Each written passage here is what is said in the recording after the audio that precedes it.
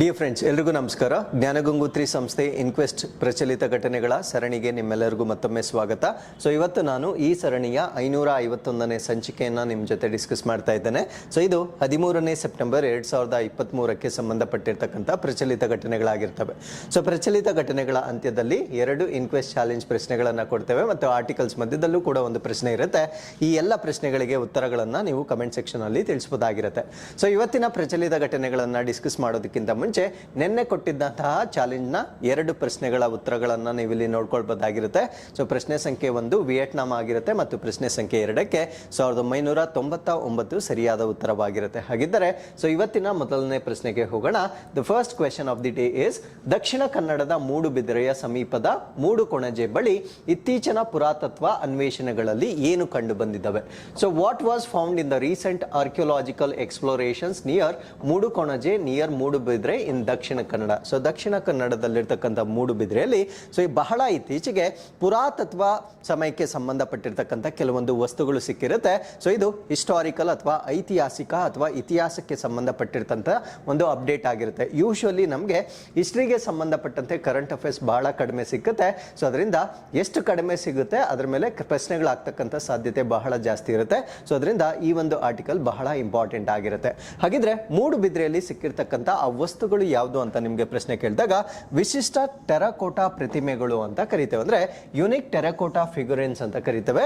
ಅದಾದ್ಮೇಲೆ ಮೂಳೆ ಮತ್ತು ಕಬ್ಬಿಣದ ತುಂಡುಗಳು, ಬೋನ್ ಮತ್ತೆ ಐರನ್ ಪೀಸಸ್ ಅಂತ ನಾವೇನ್ ಕರಿತೇವೆ. ಸೊ ಇವೆರಡೂ ವಸ್ತುಗಳು ಇತ್ತೀಚೆಗೆ ಅಲ್ಲಿ ದೊರೆತಿರೋದ್ರಿಂದ ಸೊ ಈ ಪ್ರಶ್ನೆಗೆ ಸರಿಯಾದ ಉತ್ತರ ಎ ಮತ್ತು ಬಿ ಎರಡು ಸರಿಯಾದ ಉತ್ತರವಾಗಿರುತ್ತೆ. ಹಾಗಿದ್ರೆ ಸೊ ಇಲ್ಲಿ ನಾವು ಡಿಸ್ಕಸ್ ಮಾಡ್ತಾ ಇರ್ತಕ್ಕಂಥ ಅಪ್ಡೇಟ್ ಏನು ಅಂದ್ರೆ ancient terracotta figurines found near Moodbidri. So Moodbidri ಬಳಿ ಸೊ ಈಗ ಪುರಾತನ ಸಮಯಕ್ಕೆ ಸಂಬಂಧಪಟ್ಟಿರ್ತಕ್ಕಂಥ ಟೆರಾಕೋಟಾ ಮೂರ್ತಿಗಳು ಪತ್ತೆ ಆಗಿರ್ತವೆ. ಸೊ ಅಲ್ಲಿ ಪತ್ತೆ ಆಗಿರ್ತಕ್ಕಂಥ ವಸ್ತುಗಳನ್ನ ನೀವು ಈ ಡಿಸ್ಪ್ಲೇಲಿ ನೋಡ್ಬೋದಾಗಿರುತ್ತೆ.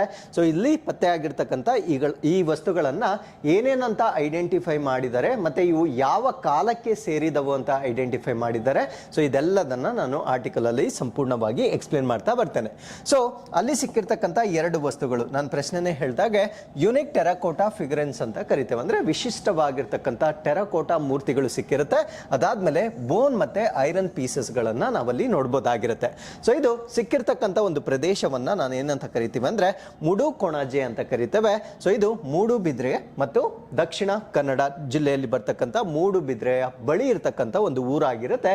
ಸೊ ಆ ಒಂದು ಊರಿನಲ್ಲಿ ದೊರೆತಿರ್ತಕ್ಕಂಥ ಐತಿಹಾಸಿಕ ವಸ್ತುಗಳನ್ನ ನಾವಿಲ್ಲಿ ಡಿಸ್ಕಸ್ ಮಾಡ್ತಾ ಇದ್ದೇವೆ. ಸೊ ಈ ಒಂದು ವಸ್ತುಗಳನ್ನ ಡೇಟಿಂಗ್ ಮಾಡಿದಾಗ ಇದು 800ರಿಂದ 700 BC ಈ ಕಾಲಕ್ಕೆ ಸಂಬಂಧಪಟ್ಟಿರ್ತಕ್ಕಂಥ ವಸ್ತುಗಳು ಅಂತ ಇದನ್ನ ಪ್ರಿಡಿಕ್ಟ್ ಮಾಡ್ತಾ ಇದ್ದಾರೆ. ಸೊ ಅಲ್ಲಿ ಸಿಕ್ಕಿರ್ತಕ್ಕಂಥ ವಸ್ತುಗಳು ಯಾವ್ದ್ಯಾವ್ದು ಅಂದ್ರೆ 2 ಕೌ ಬೊವೈನ್ಸ್ ಅಂದ್ರೆ 2 ದನಗಳ ಚಿತ್ರಗಳು ಸಿಕ್ಕಿರುತ್ತೆ. 1 ಮದರ್ ಗಾಡೆಸಸ್ ಅಂದ್ರೆ ಒಂದು ಮಾತೃ ದೇವತೆ ಸಿಕ್ಕಿರುತ್ತೆ. ಅದಾದ್ಮೇಲೆ 2 ಪೀಕಾಕ್ಸ್ ಅಂದ್ರೆ 2 ನವಿಲಿಗಳು ಸಿಕ್ಕಿರುತ್ತೆ. ಒಂದು ಹಾರ್ಸ್ ಅಥವಾ ಕುದುರೆ ಸಿಕ್ಕಿರುತ್ತೆ. ಅದಾದ್ಮೇಲೆ hand of a mother goddess ಅಂದ್ರೆ ಮಾತೃ ದೇವತೆಯ ಕೈ ಸಿಕ್ಕಿರ್ತಕ್ಕಂಥ ವಸ್ತುಗಳು ಅಲ್ಲಿ ನಾವು ನೋಡ್ಬೋದಾಗಿರುತ್ತೆ. ಸೊ ಅದಾದ್ಮೇಲೆ ಈ ಒಂದು ಡಿಸ್ಕವರೀಸ್ ಏನಿರುತ್ತೆ ಅಂದ್ರೆ ಈ ಡಿಸ್ಕವರಿ ಆಗಿರ್ತಕ್ಕಂಥ ಒಂದು ಪ್ರದೇಶವನ್ನ ನಾವೇನಂತ ಕರಿತೀವಿ ಅಂದ್ರೆ ಮೆಗಾಲಿಥಿಕ್ ಸೈಟ್ ಅಂತ ಕರಿತೇವೆ. ಅಂದ್ರೆ ಆ ಕೊಣಜೆ ಅಂತ ಒಂದು ಊರೇನಿರುತ್ತೆ ಆ ಒಂದು ಪ್ರದೇಶವನ್ನ ನಾವು ಮೆಗಾಲಿಥಿಕ್ ಸೈಟ್ ಅಥವಾ ಮೆಗಾಲಿಥಿಕ್ ತಾಣ ಅಂತ ಕರಿತೇವೆ.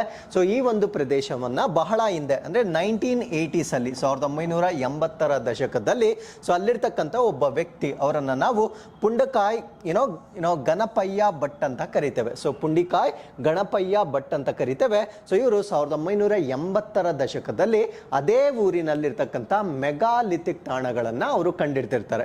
ಸೊ ಈ ಮೆಗಾಲಿಥಿಕ್ ತಾಣಗಳ ಒಂದು ವಿಶೇಷತೆ ಏನು ಅಂದ್ರೆ ಸೊ ಅವರು ಕಬ್ಬಿಣವನ್ನ ಬಳಕೆ ಮಾಡಿರ್ತಾರೆ ಭಾರತ ದೇಶದಲ್ಲಿ. ಅದಾದ್ಮೇಲೆ ಅವರ ಬುರಿಯಲ್ಸ್ ಏನಿರುತ್ತೆ ಸೊ ಅದನ್ನ ಒಂದು ವಿಶೇಷವಾಗಿ ಅಥವಾ ಸಿಗ್ನೇಚರ್ ಅಂತ ನಾವೇನ್ ಕರಿತೇವೆ. ಸೊ ಆ ರೀತಿಯಾಗಿ ಕ್ರಿಯೇಟ್ ಮಾಡಿರ್ತಕ್ಕಂಥ ಒಂದು ಕಾನ್ಸೆಪ್ಟ್ ಅನ್ನ ನಾವು ಮೆಗಾಲಿಥಿಕ್ ಸೈಟ್ಸ್ ಗಳಲ್ಲಿ ಪ್ರಮುಖವಾಗಿ ನೋಡ್ಬೋದಾಗಿರುತ್ತೆ. ಸೊ ಅದಾದ್ಮೇಲೆ ಈ ಒಂದು ಪ್ರದೇಶ ನಾನು ಡಿಸ್ಕಸ್ ಮಾಡ್ತಾ ಇರ್ತಕ್ಕಂಥ ಕೊಣಜೆ ಅಂತ ನಾವೇನು ಹೇಳ್ತೇವೆ. ಸೊ ಇದು ಮೂಡುಬಿದ್ರೆ ಅಲ್ಲಿರ್ತಕ್ಕಂಥ ಒಂದು ರಸ್ತೆ, ಅದನ್ನ ನಾವು ಶಿರ್ತಾಡಿ ರೋಡ್ ಅಂತ ಕರಿತೇವೆ. ಶಿರ್ತಾಡಿ ರಸ್ತೆಯಲ್ಲಿ ಮೂಡುಬಿದ್ರೆಗಿಂತ ಕೇವಲ 8 ಕಿಲೋಮೀಟರ್ ದೂರದಲ್ಲಿರ್ತಕ್ಕಂಥ ಒಂದು ಪ್ರದೇಶವಾಗಿರುತ್ತೆ. ಸೊ ಇಲ್ಲಿ ನಾವು ಇನ್ನೂ ಒಂದು ವಿಶೇಷತೆಯನ್ನ ನೋಡ್ಬೋದಾಗಿರುತ್ತೆ. ಬಿಗ್ಗೆಸ್ಟ್ ಮೆಗಾಲಿಥಿಕ್ ಡೋಲ್ಮೆನ್ ಗಳನ್ನ ಕೂಡ ನಾವು ನೋಡ್ಬೋದಾಗಿರುತ್ತೆ. ಸೊ ಇಲ್ಲಿ ಇನ್ನೊಂದು ಟರ್ಮಿನಾಲಜಿ ನಿಮ್ಗೆ ಗೊತ್ತಾಗಬೇಕು. ಡೋಲ್ಮೆನ್ ಅಂದ್ರೆ ಏನು ಅನ್ನೋದನ್ನ ನಾವಿಲ್ಲಿ ಡಿಸ್ಕಸ್ ಮಾಡಬೇಕಾಗಿರುತ್ತೆ. ಸೊ ಡೋಲ್ಮೆನ್ ಕೂಡ ಈ ಮೆಗಾಲಿಥಿಕ್ ಸೈಟ್ ಗಳಿಗೆ ಸಂಬಂಧಪಟ್ಟಿರ್ತಕ್ಕಂಥ ಮಾಡಿರ್ತಕ್ಕಂಥ ಒಂದು ವಿಶೇಷವಾದ ಕಲ್ಲಿನ ರಚನೆ ಆಗಿರುತ್ತೆ. ಸೊ ಅದನ್ನು ಕೂಡ ನಾವಿಲ್ಲಿ ಡಿಸ್ಕಸ್ ಮಾಡ್ತೇವೆ. ಸೊ ಅದಾದ್ಮೇಲೆ 9 dolmens on the slope of the stone hill, ಅಂದ್ರೆ ಆ ಸ್ಟೋನ್ ಹಿಲ್ ಏನಿರುತ್ತೆ ಅಥವಾ ಇಳಿಜಾರಿನ ಒಂದು ಬಂಡೆ ಏನಿರುತ್ತೆ, ಸೊ ಅಲ್ಲಿ 9 ಡೋಲ್ಮೆನ್ಗಳನ್ನ ಈ ಪ್ರದೇಶದಲ್ಲಿ ನಾವು ಪ್ರಮುಖವಾಗಿ ನೋಡ್ಬೋದಾಗಿರುತ್ತೆ. ಸೊ ಡೋಲ್ಮೆನ್ ಅಂದ್ರೆ ಈ ಚಿತ್ರದಲ್ಲಿ ಕಾಣ್ತಾ ಇರ್ತಕ್ಕಂಥ ಇದನ್ನ ನಾವು ಡೋಲ್ಮೆನ್ ಅಂತ ಕರಿತೇವೆ. ಸೊ ಇದೊಂಥರ ರೆಕ್ಟ್ಯಾಂಗ್ಯುಲರ್ ಶೇಪ್ ಅಲ್ಲಿ ಸ್ಟೋನ್ಗಳನ್ನ ಎರೆಕ್ಟ್ ಮಾಡಿರ್ತಾರೆ. ಅದಾದ್ಮೇಲೆ ಅದರ ಮೇಲೆ ಒಂದು ದೊಡ್ಡದಾದ ಶಿಲೆಯನ್ನ ಅಥವಾ ಒಂದು ಬಂಡೆಯನ್ನ ಇಟ್ಟಿರ್ತಾರೆ. ಸೊ ಈ ರೀತಿಯ ಒಂದು ಕಟ್ಟಡಗಳನ್ನ ಅಥವಾ ಈ ರೀತಿಯ ಒಂದು ರಚನೆಗಳನ್ನ ನಾವು ಡೋಲ್ಮೆನ್ಸ್ ಅಂತ ಕರಿತೇವೆ. ಸೊ ಹಾಗಿದ್ರೆ ಈ ಮೆಗಾಲಿಥಿಕ್ ಕಲ್ಚರ್ ನಲ್ಲಿ ಪ್ರಮುಖವಾಗಿ ಇದ್ದಂತಹ 2 ಕಾನ್ಸೆಪ್ಟ್ಸ್ ಏನು ಅಂದ್ರೆ ಡಿಫ್ರೆಂಟ್ ಟೈಪ್ಸ್ ಆಫ್ ಬರಿಯಲ್ಸ್, ಅಂದ್ರೆ ಒಂದು ವಿಶೇಷ ರೀತಿಯ ಸಮಾಧಿಗಳು ಇವರ ಒಂದು ವಿಶೇಷತೆ ಆಗಿರುತ್ತೆ. ಅಂದ್ರೆ ಮೆಗಾಲಿಥಿಕ್ ಸಂಸ್ಕೃತಿಯಲ್ಲಿ 2 ಪ್ರಮುಖ ರೀತಿಯ ಒಂದು ಸ್ಪೆಷಾಲಿಟಿಗಳನ್ನ ನಾವು ನೋಡ್ಬೋದಾಗಿರುತ್ತೆ. ಸೊ ಒಂದು ಅವರು ಮಾಡ್ತಾ ಇರ್ತಕ್ಕಂಥ ವಿಶೇಷ ರೀತಿಯ ಸಮಾಧಿಗಳು, ಅದಾದ್ಮೇಲೆ use of iron in India, ಅಂದ್ರೆ ಭಾರತ ದೇಶದಲ್ಲಿ ಕಬ್ಬಿಣವನ್ನ ಬಳಕೆ ಮಾಡ್ತಕ್ಕಂಥದ್ದು ಅವರ 2 ಪ್ರಮುಖವಾದ ವಿಶೇಷತೆಗಳಾಗಿರುತ್ತೆ. ಸೊ ಡೋಲ್ಮೆನ್ ಅಂದ್ರೆ ಏನು ಅಂತ ಹೇಳಿದ್ದೇನೆ. ಸೊ ಡೋಲ್ಮೆನ್ ಅಂತಕ್ಕಂಥದ್ದು ಆ ಚಿತ್ರದಲ್ಲೇ ತೋರಿಸಿದ್ದೇನೆ. ಸೊ ಅದು ರೆಕ್ಟ್ಯಾಂಗ್ಯುಲರ್ ಶೇಪ್ ಅಲ್ಲಿ ಕ್ರಿಯೇಟ್ ಮಾಡ್ತಾ ಇರ್ತಕ್ಕಂಥ ಒಂದು ಸ್ಟ್ರಕ್ಚರ್ಸ್ ಆಗಿರುತ್ತೆ. ಸೊ ಅದರ ಬಗ್ಗೆ ಕಂಪ್ಲೀಟ್ ಮಾಹಿತಿಯನ್ನ ನಾವಿಲ್ಲಿ ಕೊಟ್ಟಿರ್ತೇವೆ. ಸೊ ಇಲ್ಲಿ ನೀವು ಅದನ್ನ ಹೇಗೆ ರಚನೆ ಮಾಡ್ತಾ ಇದ್ದಾರೆ ಆ ಟೆಕ್ನಿಕಲ್ ಟರ್ಮ್ಸ್ ಅನ್ನ ವಿಡಿಯೋ ಪಾಸ್ ಮಾಡಿ ಸೊ ಇಲ್ಲಿ ನೀವು ನೋಡ್ಕೊಳ್ಬೋದಾಗಿರುತ್ತೆ. ಸೊ ಹಾಗಿದ್ರೆ ನಾವು 2ನೇ ಪ್ರಶ್ನೆಗೆ ಹೋಗೋಣ. ಸೊ ಇವತ್ತಿನ 2ನೇ ಪ್ರಶ್ನೆ, ಇತ್ತೀಚೆಗೆ ಅತಿ ಹೆಚ್ಚು ಕಾಲ US ಬಾಹ್ಯಾಕಾಶ ಯಾನದ ದಾಖಲೆಯನ್ನು ಯಾರು ಸ್ಥಾಪಿಸಿದ್ದಾರೆ? Who recently set the record for the longest US space flight, ಅಂದ್ರೆ ಈ ಒಂದು ಸ್ಪೇಸ್ ಫ್ಲೈಟ್ ನಲ್ಲಿ ಹೆಚ್ಚು ಸಮಯವನ್ನ ಕಳೆದಿರ್ತಕ್ಕಂಥ ಒಂದು ದಾಖಲೆಯನ್ನ US ನಲ್ಲಿ ಈಗ ಮಾಡಿರ್ತಾರೆ. ಸೊ ಆ ವ್ಯಕ್ತಿ ಯಾರು ಅಂತಕ್ಕಂಥದ್ದು ನಮ್ಮ ಪ್ರಶ್ನೆ ಆಗಿತ್ತು. ಸೊ ಈ ಪ್ರಶ್ನೆಗೆ ಸರಿಯಾದ ಉತ್ತರ ಫ್ರಾಂಕ್ ರೂಬಿಯೋ ಅಂತಕ್ಕಂಥದ್ದು ಈ ಪ್ರಶ್ನೆಗೆ ಸರಿಯಾದ ಉತ್ತರವಾಗಿರುತ್ತೆ. ಸೊ ಹಾಗಿದ್ರೆ ಈಗ ನಾನು ಡಿಸ್ಕಸ್ ಮಾಡ್ತಾ ಇರ್ತಕ್ಕಂಥ ಅಪ್ಡೇಟ್ ಏನು ಅಂದ್ರೆ, NASA astronaut breaks US record for the longest space flight, ಅಂದ್ರೆ ಅತ್ಯಂತ ಹೆಚ್ಚು ಸ್ಪೇಸ್ ಫ್ಲೈಟ್ ಏನಿರುತ್ತೆ, ಸೊ ಅದು US ನವರು ಹಿಂದೆ ಇದ್ದಂಥವರು ಒಂದು ದಾಖಲೆ ಮಾಡಿದ್ರು. ಆ ಒಂದು ದಾಖಲೆಯನ್ನ ಹಿಮ್ಮೆಟ್ಟಿ ಸೊ ಇವರು ಮತ್ತೊಮ್ಮೆ ಅತಿ ಹೆಚ್ಚು ಕಾಲ ಸ್ಪೇಸ್ ಫ್ಲೈಟ್ ಮಾಡುವುದರ ಮುಖಾಂತರ ಸೊ ಮತ್ತೊಮ್ಮೆ ಆ ಒಂದು ದಾಖಲೆಯನ್ನ ಈಗ ಬ್ರೇಕ್ ಮಾಡಿರ್ತಾರೆ. ಸೊ ಇವರ ಹೆಸರು ನಾನು ಮುಂಚೆನೆ ಹೇಳಿದಾಗೆ ಪ್ರಶ್ನೆಯಲ್ಲೇ ಆಲ್ರೆಡಿ ತಿಳಿಸಿದ್ದೇನೆ. ಸೊ ಇವ್ರನ್ನ ನಾವು ಫ್ರಾಂಕ್ ರೂಬಿಯೋ ಅಂತ ಕರಿತೇವೆ. ಸೊ ಇವರು ಪ್ರಸ್ತುತವಾಗಿ ನೆನ್ಪಿಟ್ಕೊಳ್ಳಿ, ಇದು US ಸಂಬಂಧಪಟ್ಟಂತೆ ಇವರು ದಾಖಲೆಯನ್ನ ಬ್ರೇಕ್ ಮಾಡಿರ್ತಾರೆ. ಬಟ್ ಪ್ರಪಂಚದಲ್ಲಿಯೇ ಲಾಂಗೆಸ್ಟ್ ಸ್ಪೇಸ್ ಫ್ಲೈಟ್ ಏನಿರುತ್ತೆ, ಸೊ ಅದು ರಷ್ಯಾ ದೇಶದ ಆಸ್ಟ್ರೋನಾಟ್ಗೆ ಸಂದಿರುತ್ತೆ. ಸೊ ಅವ್ರು ಯಾರು ಅಂತ ನಾನು ಮುಂದೆ ಎಕ್ಸ್ಪ್ಲೇನ್ ಮಾಡ್ತೇನೆ. ಬಟ್ US ಸಂಬಂಧಪಟ್ಟಂತೆ ಪ್ರಸ್ತುತವಾಗಿ ಈ ಫ್ರಾಂಕ್ ರೋಬಿಯೋ ಅಂತ ನಾವೇನ್ ಕರಿತೇವೆ, ಸೊ ಇವರು ಲಾಂಗೆಸ್ಟ್ ಸ್ಪೇಸ್ ಫ್ಲೈಟ್ ಮಾಡುವುದರ ಮುಖಾಂತರ ಒಂದು ದಾಖಲೆಯನ್ನ ನಿರ್ಮಾಣ ಮಾಡಿರ್ತಾರೆ. ಸೊ ಮುಂಚೆ ಇದ್ದಂತಹ ರೆಕಾರ್ಡ್ ಏನು ಅಂದ್ರೆ 355 ಡೇಸ್ ವರೆಗೂ ಆ ಬಾಹ್ಯಾಕಾಶದಲ್ಲಿ ಸ್ಟೇ ಮಾಡಿದ್ರು. ಸೊ ಇವಾಗ 355 ಗಿಂತ ಜಾಸ್ತಿ ಎಕ್ಸೀಡ್ ಮಾಡುವುದರ ಮುಖಾಂತರ ಸೊ ಇವರು ಒಂದು ದಾಖಲೆಯನ್ನ ಮುರಿದಿರ್ತಾರೆ. ಸೊ ಇವರು ಭೂಮಿಗೆ ರಿಟರ್ನ್ ಆಗ್ತಾ ಇರ್ತಕ್ಕಂಥದ್ದು ಸೆಪ್ಟೆಂಬರ್ 27ಕ್ಕೆ ವಾಪಸ್ ಆಗ್ತಾರೆ. ಸೊ ಅವರು ರಿಟರ್ನ್ ಆಗೋ ವೇಳೆಗೆ 371 ದಿನವನ್ನ ಅವರು ಕಂಪ್ಲೀಟ್ ಮಾಡ್ತಾರೆ. ಸೊ ಆಬ್ವಿಯಸ್ಲಿ 371 ಸೊ ಇದು ಮುಂಚೆ ಇದ್ದಂತಹ ದಾಖಲೆಗಿಂತ ಜಾಸ್ತಿ ಇರುವ ಕಾರಣದಿಂದ ಸೊ US ಸಂಬಂಧಪಟ್ಟಂತೆ ಅತಿ ಹೆಚ್ಚು ಸ್ಪೇಸ್ ಫ್ಲೈಟ್ ಮಾಡಿರ್ತಕ್ಕಂಥ ಒಂದು ಕೀರ್ತಿಯನ್ನ ನಾವಿಲ್ಲಿ ನೋಡಬಹುದಾಗಿರುತ್ತೆ. ಸೊ ಹಾಗಿದ್ರೆ ಮುಂಚೆ ಇದ್ದಂತಹ ರೆಕಾರ್ಡ್ ಅನ್ನ ಮಾಡಿರ್ತಕ್ಕಂಥವ್ರು ಯಾರು ಅಂದ್ರೆ ಮಾರ್ಕ್ ವ್ಯಾಂಡೆ ಹೈ ಅಂತ ಕರಿತೇವೆ. ಸೊ ಇವರು ಇದುವರೆಗೂ ಈ ದಾಖಲೆಯನ್ನ ಹೊಂದಿದ್ರು. ಸೊ ಈ ದಾಖಲೆಯನ್ನ ಈಗ ಬ್ರೇಕ್ ಮಾಡಿರೋದನ್ನ ನಾವಿಲ್ಲಿ ಗಮನಿಸಬಹುದಾಗಿರುತ್ತೆ. ಸೊ ನಾನು ಮುಂಚೆನೆ ಹೇಳಿದೆ, ಇದು ಬರೀ US ಸಂಬಂಧಪಟ್ಟಂತೆ, ಬಟ್ ಪ್ರಪಂಚದಲ್ಲಿಯೇ ಅತಿ ಹೆಚ್ಚು ಸ್ಪೇಸ್ ಫ್ಲೈಟ್ ಅನ್ನ ಮಾಡಿರ್ತಕ್ಕಂಥ ಕೀರ್ತಿಯನ್ನ ನಾವು ರಷ್ಯಾದ ಆಸ್ಟ್ರೋನಾಟ್ ಅಲ್ಲಿ ನೋಡಬಹುದಾಗಿರುತ್ತೆ. ಸೊ ಇವರು 437 ದಿನಗಳ ಕಾಲ ಸ್ಪೇಸ್ ಫ್ಲೈಟ್ ಮಾಡುವುದರ ಮುಖಾಂತರ ಅತ್ಯಂತ ಹೆಚ್ಚು ದಾಖಲೆಯನ್ನ ಮಾಡಿರ್ತಕ್ಕಂಥ ವ್ಯಕ್ತಿಯಾಗಿರ್ತಾರೆ. ಸೊ ಈ ಒಂದು ದಾಖಲೆ ಆಗಿರ್ತಕ್ಕಂಥದ್ದು ಮಿಡ್ 1990s ಅಲ್ಲಿ, ಅಂದ್ರೆ 1990ರ ದಶಕದ ಮಧ್ಯದಲ್ಲಿ ಆಗಿರ್ತಕ್ಕಂಥ ಒಂದು ದಾಖಲೆ ಆಗಿರುತ್ತೆ.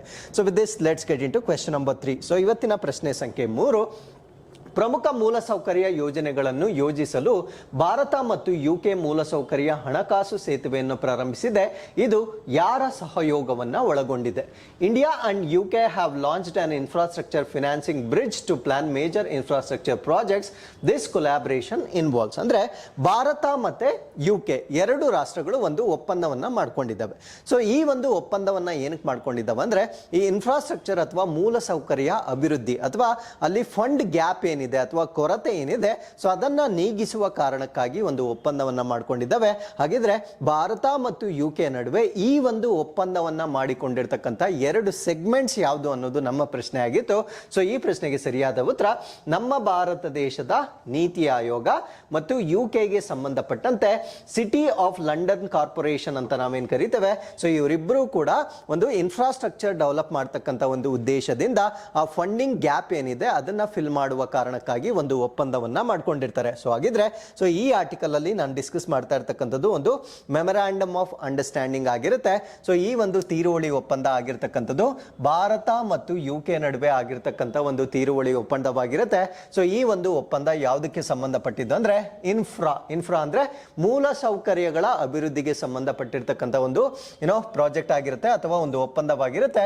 ಸೊ ಇದನ್ನ ನಾವು ಫಿನಾನ್ಸ್ ಬ್ರಿಡ್ಜ್ ಅಂತ ಕರಿತೇವೆ. ಫಿನಾನ್ಸ್ ಅಂದ್ರೆ ಹಣಕಾಸಿನ ಕೊರತೆ ಏನಿರುತ್ತೆ ಸೊ ಅದಕ್ಕೆ ಸಂಬಂಧಪಟ್ಟಂತೆ ಒಂದು ಸೇತುವೆ ಅಥವಾ ಆ ಗ್ಯಾಪ್ ಅನ್ನ ಫಿಲ್ ಮಾಡ್ತಕ್ಕಂಥ ಒಂದು ಒಪ್ಪಂದವನ್ನ ಈಗ ಭಾರತ ಮತ್ತೆ UK ಎರಡು ಕ್ರಿಯೇಟ್ ಮಾಡ್ಕೊಂಡಿರುತ್ತೆ. ಸೊ ಈ ಒಂದು ಒಪ್ಪಂದ so I am repeating again so it has happen between India ಮತ್ತೆ UK ಆಗಿರ್ತಕ್ಕಂಥ ಒಂದು ಒಪ್ಪಂದವಾಗಿರುತ್ತೆ. ಸೊ ಈ ಒಪ್ಪಂದವನ್ನ ಇನ್ಫ್ರಾಸ್ಟ್ರಕ್ಚರ್ ಫಿನಾನ್ಸಿಂಗ್ ಬ್ರಿಡ್ಜ್ ಅಂತ ಕರಿತೇವೆ, ಅಂದ್ರೆ ಮೂಲ ಸೌಕರ್ಯಗಳ ಹಣಕಾಸಿನ ಸೇತುವೆ ಅಂತ ಕರೀತಾರೆ. ಸೊ ಈ ಒಂದು ಸೇತುವೆಯನ್ನ ಮೇಜರ್ ಇನ್ಫ್ರಾಸ್ಟ್ರಕ್ಚರ್ ಪ್ರಾಜೆಕ್ಟ್ಸ್ ಅಂದ್ರೆ ಪ್ರಮುಖವಾಗಿರ್ತಕ್ಕಂಥ ಮೂಲ ಸೌಕರ್ಯಗಳ ಯೋಜನೆಗಳೇನಿರ್ತವೆ ಸೊ ಅಲ್ಲಿ ಈ ಫಂಡ್ ಅನ್ನ ಬಳಕೆ ಮಾಡ್ತಕ್ಕಂಥ ಒಂದು ಒಪ್ಪಂದವಾಗಿರುತ್ತೆ. ಸೊ ಈ ಒಂದು ಒಪ್ಪಂದ ಆಗಿರ್ತಕ್ಕಂಥದ್ದು ಸೊ ಪ್ರಶ್ನೆಯಲ್ಲಿ ನಾನು ಆಲ್ರೆಡಿ ಹೇಳಿದ್ದೇನೆ.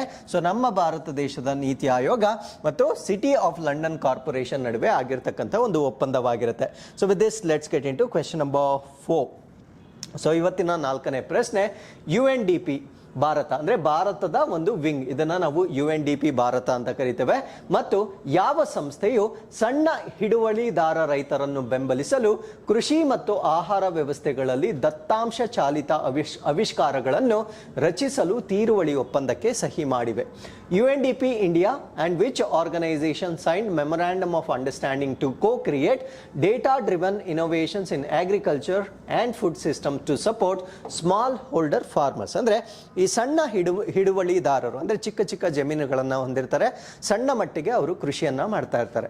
ಬಟ್ ನಾವು ಇತ್ತೀಚೆಗೆ ಮಾಡ್ತಾ ಇರ್ತಕ್ಕಂಥ ಕೃಷಿ ಒಂದು ನಾನ್ ಸೈಂಟಿಫಿಕ್ ಮೆಥಡ್ ಇಂದ ಮಾಡ್ತಾ ಇರ್ತೇವೆ. ಅಂದ್ರೆ ಯಾರೋ ಹೇಳಿರ್ತಕ್ಕಂಥ ಬೆಳೆಗಳನ್ನ ಹಾಕ್ತಕ್ಕಂಥದ್ದು ಅಥವಾ ಮಾರುಕಟ್ಟೆಯಲ್ಲಿ ಯಾವುದು ಬೆಲೆ ಜಾಸ್ತಿ ಇದೆ ಅದರ ಹಿಂದೆ ಅಥವಾ ಅದೇ ರೀತಿಯ ಬೆಳೆಗಳನ್ನ ಬೆಳೀತಕ್ಕಂಥದ್ದು ಇದು ನಮ್ಮ ಭಾರತ ದೇಶದಲ್ಲಿ ಸಾಮಾನ್ಯವಾಗಿ ಕಂಡು ಬರ್ತಕ್ಕಂಥ ಒಂದು ಪದ್ಧತಿಯಾಗಿರುತ್ತೆ.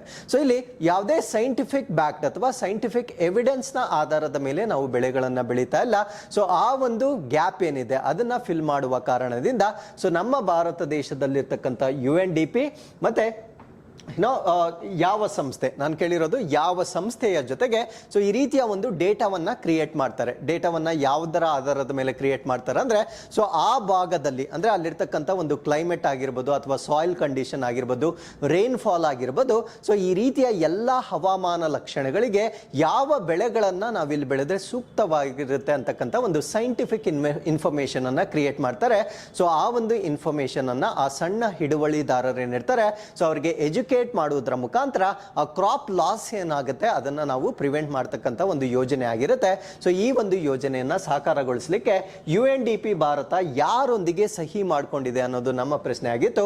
ಸೊ ಈ ಪ್ರಶ್ನೆಗೆ ಸರಿಯಾದ ಉತ್ತರ ನಬಾರ್ಡ್ ನೊಂದಿಗೆ ಒಂದು ಒಪ್ಪಂದವನ್ನ ಮಾಡ್ಕೊಂಡಿರ್ತಾರೆ. ಸೊ ನಬಾರ್ಡ್ ಅಂದ್ರೆ ಕೃಷಿ ಮತ್ತು ಗ್ರಾಮೀಣ ಅಭಿವೃದ್ಧಿ ರಾಷ್ಟ್ರೀಯ ಬ್ಯಾಂಕ್ ಅಥವಾ national bank for agriculture and rural development ಅಂತ ನಾವೇನ್ ಹೇಳ್ತೇವೆ. ಸೊ ಇವರ ಜೊತೆ ಅಗ್ರಿಮೆಂಟ್ ಅನ್ನ ಮಾಡಿಕೊಂಡಿರೋದನ್ನ ನಾವಿಲ್ಲಿ ಗಮನಿಸಬಹುದಾಗಿರುತ್ತೆ. ಸೊ ಅಪ್ಡೇಟ್ ಏನು ಅಂದ್ರೆ ನಬಾರ್ಡ್, ಸೊ ನಬಾರ್ಡ್ ಯಾರ ಜೊತೆ ಅಗ್ರಿಮೆಂಟ್ ಮಾಡ್ಕೊಂಡಿದೆ? UNDP ಇಂಡಿಯಾ, ಸೊ ಭಾರತ ದೇಶದ ಒಂದು UNDP ಜೊತೆಗೆ ಅಗ್ರಿಮೆಂಟ್ ಮಾಡ್ಕೊಂಡಿರುತ್ತೆ. ಸೊ ಯಾರು ಮಾಡ್ಕೊಂಡಿರ್ತಾರೆ ಅಂದ್ರೆ ನಬಾರ್ಡ್ ಅವರು ಮಾಡ್ಕೊಂಡಿರ್ತಾರೆ. ಸೊ ಈ ಒಂದು ಅಗ್ರಿಮೆಂಟ್ ಅನ್ನ ಏನಕ್ಕೆ ಮಾಡ್ಕೊಳ್ತಾ ಇದ್ದಾರೆ ಅಂದ್ರೆ to co create data driven innovation in agriculture and food system, ಅಂದ್ರೆ ನಮ್ಮ ಭಾರತ ದೇಶದ ಆಹಾರ ವ್ಯವಸ್ಥೆ ಆಗಿರ್ಬೋದು ಮತ್ತೆ ಈ ಒಂದು ಕೃಷಿಗೆ ಸಂಬಂಧಪಟ್ಟಂತೆ ಡೇಟಾ ಚಾಲಿತ ಆವಿಷ್ಕಾರಗಳನ್ನ ರಚನೆ ಮಾಡ್ತಕ್ಕಂಥದ್ದು ಇದರ ಉದ್ದೇಶವಾಗಿರುತ್ತೆ. ಅಂದ್ರೆ ಒಂದು ಡೇಟಾವನ್ನ ಕ್ರಿಯೇಟ್ ಮಾಡ್ತಾರೆ, ಆ ಒಂದು ದತ್ತಾಂಶದ ಆಧಾರದ ಮೇಲೆ ಮುಂದೆ ಮಾಡ್ತಕ್ಕಂಥ ಕೃಷಿ ಚಟುವಟಿಕೆಗಳನ್ನ ಮಾಡಲಿಕ್ಕೆ ಉತ್ತೇಜನ ಮಾಡ್ತಕ್ಕಂಥದ್ದು ಇದರ ಪ್ರಮುಖವಾದ ಉದ್ದೇಶವಾಗಿರುತ್ತೆ. ಸೊ ಇದರಿಂದ ಆಗ್ತಕ್ಕಂಥ ಅಡ್ವಾಂಟೇಜ್ ಏನು ಅಂದ್ರೆ it improves lives and livelihoods of the small holder farmers. ಅಂದರೆ ಚಿಕ್ಕ ಚಿಕ್ಕ ಹಿಡುವಳಿದಾರರು ಏನಿರ್ತಾರೆ, ಸೊ ಅವ್ರಿಗೆ ಒಂದು ಸೈಂಟಿಫಿಕ್ ಬ್ಯಾಕ್ಡ್ ಒಂದು ಸಪೋರ್ಟ್ ಬರುತ್ತೆ. ಅಂದರೆ ನಾನು ಯಾವ ಬೆಳೆಗಳನ್ನು ಬೆಳೆದ್ರೆ ಅಥವಾ ಈ ಒಂದು ಕ್ಲೈಮೆಟಿಕ್ ಕಂಡೀಷನ್ಸ್ಗೆ ಯಾವ ಬೆಳೆಗಳು ಸೂಕ್ತವಾಗಿರುತ್ತೆ ಅನ್ನೋದನ್ನ ಸೊ ಅವರು ತಿಳ್ಕೊಳ್ಳುವುದರ ಮುಖಾಂತರ ಅದೇ ಬೆಳೆಗಳನ್ನು ಬೆಳೆದ್ರೆ ಸೊ ಅವರು ಯಾವುದೇ ರೀತಿಯ ಕ್ರಾಪ್ ಲಾಸ್ ಆಗ್ತಕ್ಕಂಥದ್ದನ್ನು ನಾವು ಬಹಳಷ್ಟು ಮಟ್ಟಿಗೆ ತಡಿಬಹುದಾಗಿರ್ತಕ್ಕಂಥ ಒಂದು ಒಪ್ಪಂದವಾಗಿರುತ್ತೆ. ಸೊ ಅದಾದ್ಮೇಲೆ ಈ ಒಂದು ಒಪ್ಪಂದಕ್ಕೆ ಬೇಕಾಗಿರ್ತಕ್ಕಂಥ ಒಂದು ಡೇಟಾ, ನಾನು ಹೇಳಿದೆ ಇದು ಡೇಟಾ ಡ್ರಿವನ್ ಸ್ಟ್ರಕ್ಚರ್ ಅಥವಾ ಡೇಟಾ ಡ್ರಿವನ್ ಪ್ರೋಗ್ರಾಮ್ ಆಗಿರುತ್ತೆ. ಸೊ ಇದಕ್ಕೆ ಸಾಕಷ್ಟು ದತ್ತಾಂಶ ಬೇಕಾಗಿರುತ್ತೆ. ಸೊ ಈ ಒಂದು ದತ್ತಾಂಶವನ್ನ ಒದಗಿಸ್ತಕ್ಕಂಥ ಒಂದು ಪ್ಲಾಟ್ಫಾರ್ಮ್ ಅನ್ನ ನಾವೇನಂತ ಕರಿತೀವಿ ಅಂದ್ರೆ ಡೈಕ್ರಾ ಅಂತ ಕರಿತೇವೆ. ಸೊ ಡೈಕ್ರಾವನ್ನು ಕೂಡ ಸೊ ಈ ಒಂದು MOU ನ ಸಲುವಾಗಿ ಬಳಕೆ ಮಾಡ್ತಾ ಇದ್ದಾರೆ. ಸೊ ನಿಮ್ಗೆ ಕೇಳ್ಬೋದು ಡೈಕ್ರಾ ಅಂದ್ರೆ ಏನು ಅಂತ ಪರೀಕ್ಷೆಗಳಲ್ಲಿ ಕೇಳ್ಬೋದಾಗಿರುತ್ತೆ. ಸೊ ಡೈಕ್ರಾ ಅಂದ್ರೆ ಡೇಟಾ ಇನ್ ಕ್ಲೈಮೇಟ್ ರೆಸಿಲಿಯಂಟ್ ಅಗ್ರಿಕಲ್ಚರ್ ಅಂತ ಕರಿತೇವೆ. ಅಂದ್ರೆ ಹವಾಮಾನ ಸ್ಥಿತಿಸ್ಥಾಪಕ ಕೃಷಿಯಲ್ಲಿ ಡೇಟಾ ಅಂತ ಕರಿತೇವೆ. ನಾವು what you mean by resilient agriculture ಅಂದ್ರೆ ಏನು? ರೆಸಿಲಿಯಂಟ್ ಅಗ್ರಿಕಲ್ಚರ್ ಅಂದ್ರೆ ಆ ಒಂದು ಪ್ರದೇಶ ಏನು ಸೂಕ್ತವಾಗಿ ಬೆಳಿಲಿಕ್ಕೆ ಅದು ಸೂಟಬಲ್ ಆಗಿರುತ್ತೆ, ಸೊ ಅದನ್ನ ಬೆಳೀತಕ್ಕಂಥದ್ದನ್ನ ನಾವು ಕ್ಲೈಮೇಟ್ ರೆಸಿಲಿಯಂಟ್ ಕ್ರಾಪ್ಸ್ ಅಂತ ಕರಿತೇವೆ. ಫಾರ್ ಎಕ್ಸಾಂಪಲ್ ನಾವು ತುಂಬಾ ಬಲವಂತವಾಗಿ ಕೆಲವೊಂದು ಬೆಳೆಗಳನ್ನ ಬೆಳಿತೇವೆ, ಅಂದ್ರೆ ಅದಕ್ಕೆ ಬೇಕಾಗಿರ್ತಕ್ಕಂಥ ನೀರಿರೋದಿಲ್ಲ. ಸೊ ಬಲವಂತವಾಗಿ ನಾವು ಅಂತರ್ಜಲವನ್ನ ಎಕ್ಸ್ಪ್ಲಾಯ್ಟ್ ಮಾಡ್ತಕ್ಕಂಥದ್ದು. ಸೊ ಆ ಒಂದು ಪ್ರದೇಶದಲ್ಲಿ ಆ ಒಂದು ಬೆಳೆಯನ್ನ ಬೆಳಿಲಿಕ್ಕೆ ಸೂಕ್ತವಾಗಿಲ್ಲದೆ ಇರತಕ್ಕಂಥ ಕಾರಣ ಇನ್ನೊಂದು ಕೂಡ ಇರುತ್ತೆ, ಅಲ್ಲಿರ್ತಕ್ಕಂಥ ಪೆಸ್ಟ್ ಅಥವಾ ಕೀಟಗಳು ಆ ಬೆಳೆಗಳನ್ನ ಜಾಸ್ತಿ ತಿಂತಾ ಇರುತ್ತೆ. ಸೊ ಅವಾಗ ನಾವು ಪೆಸ್ಟಿಸೈಡ್ಗಳನ್ನ ಜಾಸ್ತಿ ಬಳಕೆ ಮಾಡಬೇಕಾಗಿರುತ್ತೆ. ಕಾರಣ ಏನು ಅಂದ್ರೆ ಆ ಪ್ರದೇಶಕ್ಕೆ ಆ ಬೆಳೆ ಸೂಕ್ತವಾಗಿರೋದಿಲ್ಲ. ಸೊ ಇದನ್ನ ನಾವೇನ್ ಮಾಡ್ತೀವಿ ಅಂದ್ರೆ ಕ್ಲೈಮೇಟ್ ರೆಸಿಲಿಯಂಟ್ ಕ್ರಾಪ್ಸ್ ಏನನ್ನ ಬೆಳಿಬೇಕು ಅನ್ನೋದನ್ನ ಸಜೆಸ್ಟ್ ಮಾಡ್ತಾರೆ. ಅಂದ್ರೆ ಅಲ್ಲಿರ್ತಕ್ಕಂಥ ನೀರಾಗಿರ್ಬೋದು, ಮಣ್ಣಿನ ಫಲವತ್ತತೆ ಆಗಿರ್ಬೋದು, ಕ್ಲೈಮೆಟಿಕ್ ಕಂಡೀಷನ್ಸ್ ಆಗಿರ್ಬೋದು. ಸೊ ಇದನ್ನೆಲ್ಲ ಅನಲೈಸ್ ಮಾಡೋದ್ರ ಮುಖಾಂತರ ಸೊ ಈ ಪ್ರದೇಶದಲ್ಲಿ ಏನನ್ನ ಬೆಳೆದ್ರೆ ನಾವು ಕಡಿಮೆ ಬಂಡವಾಳದಿಂದ ಹೆಚ್ಚಿನ ಇಳುವರಿಯನ್ನ ಪಡಿಬಹುದು ಅನ್ನೋದನ್ನ ಅದನ್ನೇ ನಾವು ಹೇಳೋದು ಸೈಂಟಿಫಿಕ್ ಬ್ಯಾಕ್ಡ್ ಇನ್ಫಾರ್ಮೇಶನ್ ಅಂತ ಕರಿತೇವೆ. ಸೊ ಆ ಒಂದು ಡೇಟಾವನ್ನ ಕ್ರಿಯೇಟ್ ಮಾಡ್ತಕ್ಕಂಥದ್ದು ಇದರ ಪ್ರಮುಖವಾದ ಉದ್ದೇಶವಾಗಿರುತ್ತೆ. So DiCRA provides open access to key geospatial database pertinent to climate resilient agriculture. ಅಂದ್ರೆ ಈ ಒಂದು ಕ್ಲೈಮೇಟ್ ಹವಾಮಾನ ಸ್ಥಿತಿಸ್ಥಾಪಕ ಒಂದು ಕೃಷಿ ಏನಿರುತ್ತೆ, ಸೊ ಇದಕ್ಕೆ ಸಂಬಂಧಪಟ್ಟಂತೆ ಡೇಟಾವನ್ನ ಪ್ರೊವೈಡ್ ಮಾಡ್ತಕ್ಕಂಥ ಒಂದು ಪ್ಲೇಸ್ ಅನ್ನ ನಾವೇನಂತ ಕರಿತೀವಿ ಅಂದ್ರೆ ಡೈಕ್ರಾ ಅಂತ ಕರಿತೇವೆ. ಸೊ ಈ ಡೈಕ್ರಾವನ್ನ ಕ್ಯೂರೇಟ್ ಮಾಡ್ತಕ್ಕಂಥವ್ರು UNDP ಅಂಡ್ ಪಾರ್ಟ್ನರ್ ಆರ್ಗನೈಸೇಷನ್ಸ್. ಅಂದ್ರೆ ಈ ಡೈಕ್ರಾ ಅಂತ ನಾನು ಇಷ್ಟೊತ್ತು ಏನು ಡಿಸ್ಕಸ್ ಮಾಡಿದೆ, ಸೊ ಇದು ಕೃಷಿಯಲ್ಲಿನ ಹೂಡಿಕೆಗಳ ಬಗ್ಗೆ ಸಾರ್ವಜನಿಕರಿಗೆ ತಿಳಿಸಲು UNDP ಮತ್ತು ಪಾಲುದಾರ ಸಂಸ್ಥೆಗಳೊಂದಿಗೆ ಸೊ ಅಭಿವೃದ್ಧಿ ಮಾಡಿರ್ತಕ್ಕಂಥ ಒಂದು ಡೇಟಾಬೇಸ್ ಅನ್ನ ನಾವು ಡೈಕ್ರಾ ಅಂತ ಕರಿತೇವೆ. ಸೊ ಈ ಒಂದು ಡೈಕ್ರಾವನ್ನ ಉಪಯೋಗಿಸಿಕೊಂಡು ಕ್ಲೈಮೇಟ್ ರೆಸಿಲಿಯಂಟ್ ಕ್ರಾಪ್ಸ್ ಬಗ್ಗೆ ಹೆಚ್ಚಿನ ಮಾಹಿತಿಯನ್ನ ನೀಡ್ತಕ್ಕಂಥದ್ದು ಸೊ ಈ ಒಂದು ಪ್ರೋಗ್ರಾಮ್ನ ಪ್ರಮುಖವಾದ ಉದ್ದೇಶವಾಗಿರುತ್ತೆ. ಸೊ ಅದಾದ್ಮೇಲೆ ಈ ಒಂದು ಡೈಕ್ರಾವನ್ನ NABARD will host and maintain the DiCRA platform. So ಇವಾಗ ಅಗ್ರಿಮೆಂಟ್ ಅಥವಾ ಒಪ್ಪಂದ ಆಗಿರುವ ಕಾರಣದಿಂದ ಈ ಒಂದು ಡೈಕ್ರಾವನ್ನ ಹೋಸ್ಟ್ ಮಾಡ್ತಕ್ಕಂಥವ್ರು ಮತ್ತೆ ನಿರ್ವಹಣೆ ಮಾಡ್ತಕ್ಕಂಥವ್ರು ನಬಾರ್ಡ್ ಇದನ್ನ ನಿರ್ವಹಣೆ ಮಾಡ್ತಾರೆ. And use it's key geospatial data base for policy making, research and development. ಅಂದ್ರೆ ಅದರಲ್ಲಿರ್ತಕ್ಕಂಥ ದತ್ತಾಂಶ ಏನಿರುತ್ತೆ ಸೊ ಆ ಒಂದು ದತ್ತಾಂಶದ ಆಧಾರದ ಮೇಲೆ ನೀತಿಗಳನ್ನ ಮಾಡಲಿಕ್ಕೆ ಮತ್ತು ಡೆವಲಪ್ಮೆಂಟ್ ಅಥವಾ ಕೃಷಿಗೆ ಸಂಬಂಧಪಟ್ಟಂತೆ ಅಭಿವೃದ್ಧಿಯ ಚಟುವಟಿಕೆಗಳನ್ನ ಮಾಡಲಿಕ್ಕೆ ಸೊ ಈ ಒಂದು ದತ್ತಾಂಶವನ್ನ ನಬಾರ್ಡ್ ವತಿಯಿಂದ ಬಳಕೆ ಮಾಡಿಕೊಳ್ಳಲಾಗುತ್ತೆ. ಸೊ ಇದು ಒಂದು ಉತ್ತಮವಾದ MOU ಅಂತಾನೆ ಹೇಳ್ಬೋದಾಗಿರುತ್ತೆ. ಬಿಕಾಸ್ ನಾವು ಫಾರ್ಮರ್ ಸೂಸೈಡ್ ಆಗಿರ್ಬೋದು ಅಥವಾ ಆ ಒಂದು ಬೆಳೆಗಳನ್ನ ಬಲವಂತವಾಗಿ ಬೆಳೀತಕ್ಕಂಥದ್ದು ಅಂದ್ರೆ ನ್ಯಾಚುರಲ್ ರಿಸೋರ್ಸಸ್ ನ ಎಕ್ಸ್ಪ್ಲಾಯ್ಟ್ ಮಾಡ್ತಕ್ಕಂಥದ್ದು ಅಥವಾ ಶೋಷಣೆ ಮಾಡ್ತಕ್ಕಂಥದ್ದು. ಸೊ ಅದನ್ನೆಲ್ಲ ಪ್ರಿವೆಂಟ್ ಮಾಡಬೇಕಾಗಿದ್ರೆ ಈ ಕ್ಲೈಮೇಟ್ ರೆಸಿಲಿಯಂಟ್ ಕ್ರಾಪ್ಸ್ ಅನ್ನ ನಾವು ಬೆಳೀತಕ್ಕಂಥದ್ದು ತುಂಬಾ ಉತ್ತಮವಾದ ಒಂದು ಎಕ್ಸಾಂಪಲ್ ಆಗಿರುತ್ತೆ. So with this let's get into next question. So ಮುಂದಿನ ಪ್ರಶ್ನೆ, ಗ್ರೀನ್ ಕ್ಲೈಮೇಟ್ ಫಂಡ್ ಸ್ಥಾಪನೆಯ ಮುಖ್ಯ ಉದ್ದೇಶವೇನು? What was the main objective of establishing green climate fund? So ಈ ಗ್ರೀನ್ ಕ್ಲೈಮೇಟ್ ಫಂಡ್ ಅನ್ನ ಎಸ್ಟಾಬ್ಲಿಷ್ ಮಾಡಿರ್ತಾರೆ, ಇದನ್ನ ಯಾವ ಉದ್ದೇಶದ ಮೇಲೆಗೆ ಮಾಡಿರ್ತಾರೆ ಅಂತಕ್ಕಂಥದ್ದು ನಮ್ಮ ಪ್ರಶ್ನೆ ಆಗಿರುತ್ತೆ. ಸೊ ಈ ಪ್ರಶ್ನೆಗೆ ಸರಿಯಾದ ಉತ್ತರ ಹವಾಮಾನ ಬದಲಾವಣೆ ತಗ್ಗಿಸುವಿಕೆ ಮತ್ತು ಹೊಂದಾಣಿಕೆ ಯೋಜನೆಗಳಿಗೆ ಅಭಿವೃದ್ಧಿಶೀಲ ರಾಷ್ಟ್ರಗಳಿಗೆ ಹಣಕಾಸು ನೆರವನ್ನ ನೀಡಲಿಕ್ಕೆ. ಅಂದ್ರೆ to provide financial assistance to developing countries for climate change mitigation and adaptation projects. ಅಂದ್ರೆ ಇವಾಗ ಯಾವುದೋ ಒಂದು ಮುಂದುವರಿಯುತ್ತಿರುವ ರಾಷ್ಟ್ರವಿರುತ್ತೆ, ಆ ಒಂದು ಮುಂದುವರಿಯುತ್ತಿರುವ ರಾಷ್ಟ್ರದಲ್ಲಿ ಈ ಹವಾಮಾನ ಬದಲಾವಣೆ ಅಥವಾ ಗ್ಲೋಬಲ್ ವಾರ್ಮಿಂಗ್ ಏನಿರುತ್ತೆ ಸೊ ಅದನ್ನ ಪ್ರಿವೆಂಟ್ ಮಾಡಲಿಕ್ಕೆ ಕೆಲವೊಂದು ಇನಿಷಿಯೇಟಿವ್ಸ್ ಅನ್ನ ತೆಗೆದುಕೊಳ್ಬೇಕಾಗಿರುತ್ತೆ. ಸೊ ಅದು ಮುಂದುವರಿಯುತ್ತಿರುವ ರಾಷ್ಟ್ರ ಆಗಿರೋದ್ರಿಂದ ಸೊ ಈ ಒಂದು ಕ್ಲೈಮೇಟ್ಗೆ ಸಂಬಂಧಪಟ್ಟಂತೆ ಫಂಡ್ಸ್ ಅನ್ನ ಅಲೋಕೇಟ್ ಮಾಡ್ತಕ್ಕಂಥ ಶಕ್ತಿ ಅವರಲ್ಲಿ ಇರೋದಿಲ್ಲ. ಬಟ್ ನಾವು ಸರ್ವೈವ್ ಆಗಬೇಕಾದ್ರೆ ಅಥವಾ ಈ ಒಂದು ಅರ್ತ್ ಅಥವಾ ಈ ಒಂದು the only planet in the universe where the life is supported, so ಅದನ್ನ ನಾವು ಮಾಡ್ಕೊಳ್ಬೇಕಾಗಿದ್ರೆ ಸೊ ಇಲ್ಲಿ ಆಗ್ತಾ ಇರ್ತಕ್ಕಂಥ ಗ್ಲೋಬಲ್ ವಾರ್ಮಿಂಗ್ ಅನ್ನ ನಾವು ಪ್ರಮುಖವಾಗಿ ಪ್ರಿವೆಂಟ್ ಮಾಡಬೇಕಾಗಿರುತ್ತೆ. ಸೊ ಇದನ್ನ ಪ್ರಿವೆಂಟ್ ಮಾಡುವ ಕಾರಣದಿಂದ ಮುಂದುವರೆದ ರಾಷ್ಟ್ರಗಳು ಮುಂದುವರಿಯುತ್ತಿರುವ ರಾಷ್ಟ್ರಗಳಿಗೆ ಫಂಡ್ ಅನ್ನ ಕೊಡಬೇಕಾಗಿರ್ತಕ್ಕಂಥ ಒಂದು ಸಿಸ್ಟಮ್ ಅನ್ನ ಕ್ರಿಯೇಟ್ ಮಾಡಿರ್ತಾರೆ. ಸೊ ಈ ಒಂದು ಸಿಸ್ಟಮ್ ಅನ್ನ ನಾವೇನಂತ ಕರಿತೀವಿ ಅಂದ್ರೆ ಗ್ರೀನ್ ಕ್ಲೈಮೇಟ್ ಫಂಡ್ ಅಂತ ಕರಿತೇವೆ. ಸೊ ಮುಂದುವರೆದಿರುವ ರಾಷ್ಟ್ರಗಳು ಮುಂದುವರಿಯುತ್ತಿರುವ ರಾಷ್ಟ್ರಗಳಿಗೆ ಫಂಡ್ ಅನ್ನ ಕೊಡ್ತಾರೆ. ಸೊ ಆ ಒಂದು ಫಂಡ್ ಅನ್ನ ಡೆವಲಪಿಂಗ್ ನೇಷನ್ಸ್ ಏನ್ ಮಾಡ್ತವೆ ಅಂದ್ರೆ ಈ ಕ್ಲೈಮೇಟ್ ಗೆ ಸಂಬಂಧಪಟ್ಟಂತೆ ಅದನ್ನ ಮಿಟಿಗೇಟ್ ಮಾಡ್ತಕ್ಕಂಥದ್ದು ಅಂದ್ರೆ ಹವಾಮಾನ ಬದಲಾವಣೆಯನ್ನ ಕಡಿಮೆ ಮಾಡ್ಲಿಕ್ಕೆ ಬೇಕಾಗಿರ್ತಕ್ಕಂಥ ತಂತ್ರಜ್ಞಾನ ಆಗಿರ್ಬೋದು ಅಥವಾ ಫಾರೆಸ್ಟ್ ಕವರ್ ಆಗಿರ್ಬೋದು. ಸೊ ಇದನ್ನ ಡೆವಲಪ್ ಮಾಡ್ಲಿಕ್ಕೆ ಆ ಒಂದು ಹಣವನ್ನ ಮೀಸಲಿಟ್ಟಿರ್ತಾರೆ. ಹಾಗಿದ್ರೆ ಈ ಒಂದು ಗ್ರೀನ್ ಕ್ಲೈಮೇಟ್ ಫಂಡ್ ಸುದ್ದಿಯಲ್ಲಿರ್ಲಿಕ್ಕೆ ಕಾರಣ ಏನು ಅಂದ್ರೆ the update is UKPM announces $2 billion aid for green climate fund. So ಈ ಒಂದು ಗ್ರೀನ್ ಕ್ಲೈಮೇಟ್ ಫಂಡ್ ಏನಿರುತ್ತೆ ಸೊ ಈ ಒಂದು ಫಂಡ್ಗೆ UK PM ಅಥವಾ ಪ್ರಧಾನಮಂತ್ರಿಗಳು $2 billion ಗಳನ್ನ ಈಗ ಅನೌನ್ಸ್ ಮಾಡಿರ್ತಾರೆ. ಸೊ ಈ ಒಂದು ಕಾರಣದಿಂದ ಈ ಗ್ರೀನ್ ಕ್ಲೈಮೇಟ್ ಫಂಡ್ ಈಗ ಸುದ್ದಿಯಲ್ಲಿರ್ತಕ್ಕಂಥ ಒಂದು ವಿಷಯವಾಗಿರುತ್ತೆ. So United Kingdom, so as I told you in the headline, so ಇವರು ಹಣವನ್ನ ಈ ಒಂದು ಗ್ರೀನ್ ಕ್ಲೈಮೇಟ್ ಫಂಡ್ಗೆ ಬಿಡುಗಡೆ ಮಾಡ್ತಾ ಇದ್ದಾರೆ. ಸೊ ಈ ಒಂದು ಏನಕ್ಕೆ ಇದನ್ನ ಮಾಡ್ತಾ ಇದ್ದಾರೆ ಅಂದ್ರೆ ಟು ಟ್ಯಾಕಲ್ ಕ್ಲೈಮೇಟ್ ಚೇಂಜ್ ಅಂದ್ರೆ ಹವಾಮಾನ ಬದಲಾವಣೆ ಏನಿರುತ್ತೆ ಸೊ ಅದನ್ನ ಟ್ಯಾಕಲ್ ಮಾಡ್ಲಿಕ್ಕೆ ಬಿಡುಗಡೆ ಮಾಡ್ತಾ ಇರ್ತಕ್ಕಂಥ ಒಂದು ಫಂಡ್ ಆಗಿರುತ್ತೆ. ಸೊ ಇದು ಇನ್ನೊಂದು ಕಾರಣಕ್ಕಾಗಿ ತುಂಬಾ ಸುದ್ದಿಯಲ್ಲಿರ್ತಕ್ಕಂಥ ವಿಷಯ ಆಗಿರುತ್ತೆ. ಕಾರಣ ಏನು ಅಂದ್ರೆ this is the biggest single funding commitment made by UK. ಅಂದ್ರೆ ಇದುವರೆಗೂ ಈ ಒಂದು ಗ್ರೀನ್ ಫಂಡ್ ಏನಿರುತ್ತೆ ಅಥವಾ ಗ್ರೀನ್ ಕ್ಲೈಮೇಟ್ ಫಂಡ್ ಏನಿರುತ್ತೆ ಸೊ ಈ ಗ್ರೀನ್ ಕ್ಲೈಮೇಟ್ ಫಂಡಿಗೆ ಅತ್ಯಧಿಕವಾಗಿ ಬಿಡುಗಡೆ ಮಾಡಿರ್ತಕ್ಕಂಥ ಸಿಂಗಲ್ ಫಂಡ್ ಆಗಿರುತ್ತೆ. ಅಂದ್ರೆ ಒಂದು ರಾಷ್ಟ್ರದಲ್ಲಿ ಒಂದೇ ಸಮಯದಲ್ಲಿ ಬಿಡುಗಡೆ ಆಗಿರ್ತಕ್ಕಂಥ ಅತ್ಯಧಿಕವಾದ ಮೊತ್ತವಾಗಿರುತ್ತೆ. ಸೊ ಆ ಒಂದು ಕಾರಣದಿಂದ ಕೂಡ ಇದು ಸಿಗ್ನಿಫಿಕೆಂಟ್ ಆಗಿರ್ತಕ್ಕಂಥ ಒಂದು ಮೂವ್ಮೆಂಟ್ ಆಗಿರುತ್ತೆ. ಹಾಗಿದ್ರೆ ಈ ಒಂದು ಗ್ರೀನ್ ಕ್ಲೈಮೇಟ್ ಫಂಡ್ ಬಗ್ಗೆ ನಾವು ಹೆಚ್ಚಿನ ಮಾಹಿತಿಯನ್ನು ತಿಳ್ಕೊಳ್ಳೋದಾದ್ರೆ ಸೊ ಇದನ್ನ ಎಸ್ಟಾಬ್ಲಿಷ್ ಅಥವಾ ಸ್ಥಾಪನೆ ಮಾಡಿರ್ತಕ್ಕಂಥದ್ದು by 194 countries following the Copenhagen Accord in at COP15 ಅಂದ್ರೆ ಕಾನ್ಫರೆನ್ಸಸ್ ಆಫ್ ಪಾರ್ಟೀಸ್ 15 ಏನಿರುತ್ತೆ ಸೊ ಈ ಒಂದು ಸಮಯದಲ್ಲಿ ಡೆವಲಪ್ ಮಾಡಿರ್ತಕ್ಕಂಥ ಒಂದು ಕಾನ್ಸೆಪ್ಟ್ ಆಗಿರುತ್ತೆ.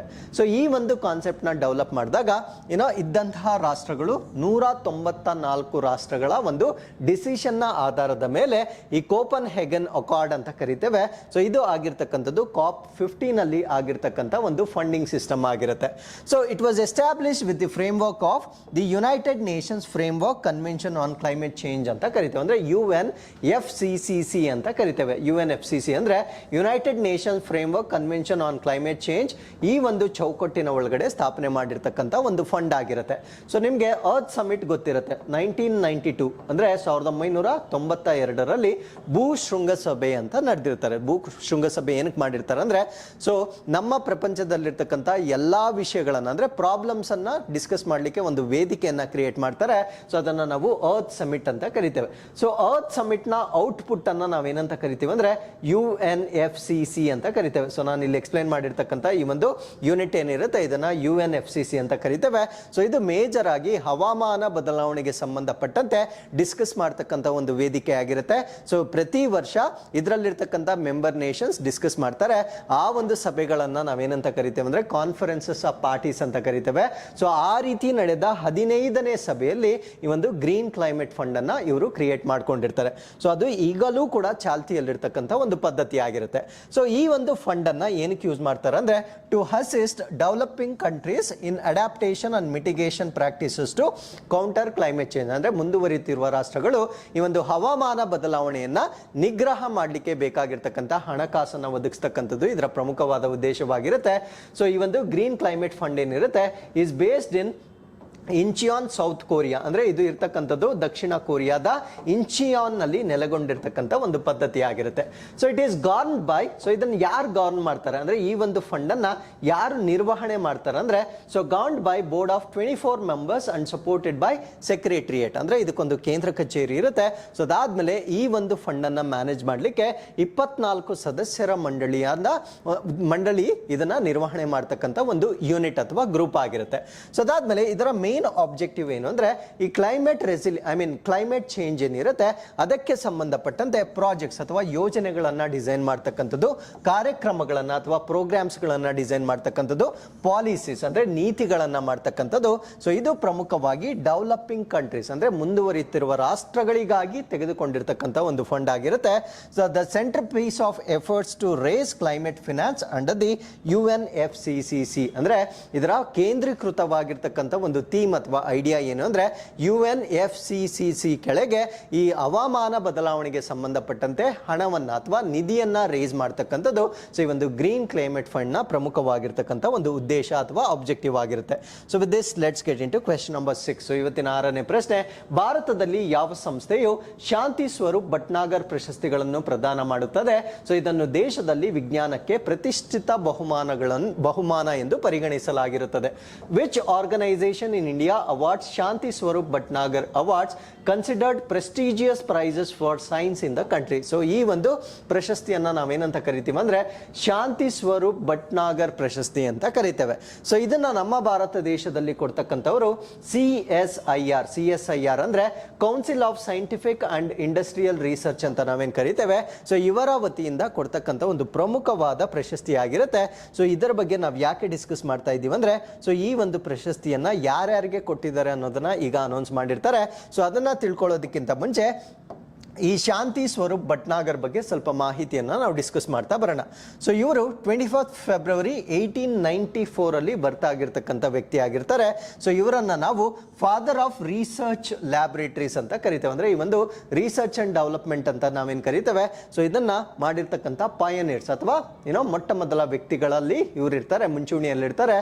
ಸೊ ಆ ಒಂದು ಕಾರಣಕ್ಕಾಗಿ ಇವರನ್ನ ನಾವು ಫಾದರ್ ಆಫ್ ರಿಸರ್ಚ್ ಲ್ಯಾಬೊರೇಟರೀಸ್ ಅಂತ ಕರಿತೇವೆ. ಸೊ ಈ was the first director general of the council of scientific and industrial research ಅಂದ್ರೆ ಈ ಒಂದು ಕೌನ್ಸಿಲ್ ಆಫ್ ಸೈಂಟಿಫಿಕ್ CSIR ಅಂತ ನಾವೇನು ಕರಿತೇವೆ. ಸೊ ಇದರ ಮೊಟ್ಟ ಮೊದಲ ಡೈರೆಕ್ಟರ್ ಜನರಲ್ ಕೂಡ ಇವರಾಗಿರ್ತಾರೆ. ಈ was also first chairman of the university grants commission ಅಂದ್ರೆ UGC ಅಂತ ನಾವೇನು ಕರಿತೇವೆ. ಸೊ ಇದರ ಫಸ್ಟ್ ಚೇರ್ಮನ್ ಕೂಡ ಇವರೇ ಆಗಿರ್ತಾರೆ. He was awarded Padma Bhushan in the year 1954 ಅಂದ್ರೆ 1954ರಲ್ಲಿ. ಸೊ ಇವರಿಗೆ ಪದ್ಮಭೂಷಣ ಪ್ರಶಸ್ತಿಯನ್ನ ಕೂಡ ನೀಡಲಾಗಿರುತ್ತೆ. ಸೊ ಇದು ಸುದ್ದಿಯಲ್ಲಿರ್ಲಿಕ್ಕೆ ಕಾರಣ ಏನು ಅಂದ್ರೆ ಈ ಒಂದು ಪ್ರಶಸ್ತಿಯನ್ನು ಅಂದ್ರೆ ಶಾಂತಿ ಸ್ವರೂಪ್ ಭಟ್ನಾಗರ್ ಅವಾರ್ಡ್ಸ್ ಫಾರ್ 2022 2022ರ ಈ ಪ್ರಶಸ್ತಿಗಳನ್ನ ಈಗ ಅನೌನ್ಸ್ ಮಾಡಿರ್ತಾರೆ. ಸೊ ಈ ಒಂದು ಪ್ರಶಸ್ತಿಯನ್ನ the years award is constitute 12 scientist below the age of 45 ಅಂದ್ರೆ 12 ಸೈಂಟಿಸ್ಟ್ಗಳಿಗೆ ಈ ಒಂದು ಪ್ರಶಸ್ತಿಯನ್ನ ಕೊಟ್ಟಿರ್ತಾರೆ. ಸೊ ಎಲ್ಲರೂ ಕೂಡ 45 ವರ್ಷಗಳಿಗಿಂತ ಕಡಿಮೆ ಇರತಕ್ಕಂಥ ವ್ಯಕ್ತಿಗಳಾಗಿರ್ತಾರೆ. ಸೊ ಯಾರ್ಯಾರಿಗೆ ಅವಾರ್ಡ್ಸ್ ಅನ್ನ ಕೊಟ್ಟಿರ್ತಾರೆ ಇದು ಬರೀ ಸ್ಟ್ಯಾಟಿಕ್ ಇನ್ಫಾರ್ಮೇಶನ್ ಆಗಿರುತ್ತೆ. You can just pause the video and go through the information. So ಇದರಲ್ಲಿ ಇನ್ನೊಂದು ಪಟ್ಟಿಯಲ್ಲಿರುತ್ತೆ ಅಂದ್ರೆ ಟೋಟಲ್ 12 ಜನಕ್ಕೆ ಕೊಟ್ಟಿದ್ದಾರೆ. ಸೊ ಇಲ್ಲಿ 3ರಿಂದ 7 ಜನ ಇಲ್ಲಿ ನೋಡ್ಕೊಳ್ಬೋದಾಗಿರುತ್ತೆ. ಸೊ 8ನೇವರು ಇಂಪಾರ್ಟೆಂಟ್ ಆಗಿರ್ತಾರೆ. ಕಾರಣ ಏನು ಅಂದ್ರೆ ಇದು ನಮ್ಮ ಬೆಂಗಳೂರಿಗೆ ಸಂಬಂಧಪಟ್ಟಂತೆ ಅಪೂರ್ವ ಖರೆ ಇಂಡಿಯನ್ ಇನ್ಸ್ಟಿಟ್ಯೂಟ್ ಆಫ್ ಸೈನ್ಸ್ನ ವ್ಯಕ್ತಿ ಆಗಿರ್ತಾರೆ. ಅದಾದ್ಮೇಲೆ 11ನೇದು ಅನಿಂದ್ಯಾ ದಾಸ್, ಇವರು ಕೂಡ Indian institute of science Bengaluru. So ಇವರು ನಮ್ಮ ಊರಿಗೆ ಸಂಬಂಧಪಟ್ಟಿರೋರಾಗಿರೋದ್ರಿಂದ ಇವೆರಡು ನೇಮನ್ನು ಚೆನ್ನಾಗಿ ನೆನ್ಪಿಟ್ಕೊಳ್ಬೇಕಾಗಿರುತ್ತೆ. ಸೊ ಇಷ್ಟು ಈ ಒಂದು ಪ್ರಶಸ್ತಿಗೆ ಸಂಬಂಧಪಟ್ಟಂತೆ ಒಂದು ವಿಷಯವಾಗಿರುತ್ತೆ. ಸೊ ಈ ಒಂದು ಅವಾರ್ಡ್ ಬಗ್ಗೆ ನಾನು ಆಲ್ರೆಡಿ ಹೇಳಿದ್ದೇನೆ. ಇದನ್ನು ನಾವು ಶಾಂತಿ ಸ್ವರೂಪ್ ಭಟ್ನಾಗರ್ ಪ್ರೈಸ್ ಅಂತ ಕರಿತೇವೆ. So it is instituted in the memory of the first director general of this CSIR ನ ಫಸ್ಟ್ ಡೈರೆಕ್ಟರ್ ಜನರಲ್ ಏನಿರುತ್ತೆ ಸೊ ಇರ್ತಾರೆ ಅವರ ಒಂದು ಹೆಸರಿನ ಅಥವಾ ಸ್ಮರಣಾರ್ಥಕವಾಗಿ ಸ್ಟಾರ್ಟ್ ಮಾಡಿರ್ತಕ್ಕಂಥ ಒಂದು ಅವಾರ್ಡ್ ಆಗಿರುತ್ತೆ. So it is announced on the foundation day of the institution on September 26 ಅಂದರೆ ಸೆಪ್ಟೆಂಬರ್ 26ನೇ ತಾರೀಕು ಪ್ರತಿ ವರ್ಷ ಇದನ್ನು ಅನೌನ್ಸ್ ಮಾಡ್ತಾರೆ. ಕಾರಣ ಏನು ಅಂದರೆ CSIR ಏನಿರುತ್ತೆ ಸೊ ಅದರ ಫೌಂಡೇಶನ್ ಡೇ ಅಥವಾ ಸಂಸ್ಥಾಪನಾ ದಿನ ಆಗಿರೋದ್ರಿಂದ ಸೆಪ್ಟೆಂಬರ್ 26ನೇ ತಾರೀಕು ಈ ಒಂದು ಪ್ರಶಸ್ತಿಯನ್ನು ಅನೌನ್ಸ್ ಮಾಡ್ತಾರೆ. So with this we have come to the last update. So ಇದು grand slam title at US open ಬಗ್ಗೆ ಡಿಸ್ಕಸ್ ಮಾಡ್ತಾ ಇದ್ದೇವೆ. ಸೊ ಈ ಒಂದು ಸಿಂಗಲ್ಸ್ ಅನ್ನ ವಿನ್ ಆಗಿರ್ತಕ್ಕಂಥವ್ರು ಅಂದ್ರೆ ಮೆನ್ಸ್ ಸಿಂಗಲ್ ಅಲ್ಲಿ ವಿನ್ ಆಗಿರ್ತಕ್ಕಂಥವ್ರು ನೊವಾಕ್ ಜೊಕೋವಿಕ್ ರವರು ವಿನ್ ಆಗಿರ್ತಾರೆ. ಸೊ ಅವಾರ್ಡ್ಸ್ಗಳನ್ನು ನಾವು ನೋಡೋದಾದ್ರೆ ಸೊ ಫಸ್ಟ್ ನಾನು ಇದರ ಪಟ್ಟಿಗೆ ಬಂದ್ಬಿಡ್ತೀನಿ. ಸೊ ಸಿಂಗಲ್ಸ್ ಅನ್ನ ವಿನ್ ಆಗಿರ್ತಕ್ಕಂಥವ್ರು ನಿಮ್ಗೆ ಆಲ್ರೆಡಿ ಗೊತ್ತಾಗಿದೆ, ನೊವಾಕ್ ಜೊಕೋವಿಕ್ ರವರು ವಿನ್ ಆಗಿರ್ತಾರೆ. So is of Serbia. So ಅದಾದ್ಮೇಲೆ ಇವರು ಯಾರನ್ನ ಡಿಫೀಟ್ ಮಾಡಿರ್ತಾರೆ ಅಂದ್ರೆ ರಷ್ಯಾದ ಡ್ಯಾನಿಲ್ ಮ್ಯಾಡ್ವಿಡನ್ ಅವರನ್ನು ಅವರು ಡಿಫೀಟ್ ಮಾಡಿರ್ತಾರೆ. So this win marked the historic 24th grand slam title for Djokovic. ಅಂದರೆ ಜೊಕೋವಿಕ್ ಈ ಒಂದು ಗ್ರ್ಯಾಂಡ್ ಸ್ಲಾಮ್ ಅನ್ನು 24ನೇ ಬಾರಿ ಗೆದ್ದಿರ್ತಕ್ಕಂಥದ್ದನ್ನು ನಾವಿಲ್ಲಿ ನೋಡ್ಬೋದಾಗಿರುತ್ತೆ. ಸೊ ಇಲ್ಲಿ ಸಿಂಗಲ್ಸ್ ಆಲ್ರೆಡಿ ನಿಮ್ಗೆ ಗೊತ್ತಾಗಿದೆ. ಸೊ ವಿಮೆನ್ ಸಿಂಗಲ್ಸ್ನ ನಾವು ನೋಡೋದಾದ್ರೆ ವಿನ್ನರ್ ಕೋಕಾ ಗೌಫ್ ವಿನ್ನರ್ ಆಗಿರ್ತಾರೆ. ಸೊ ರನ್ನರ್ ಬಂದು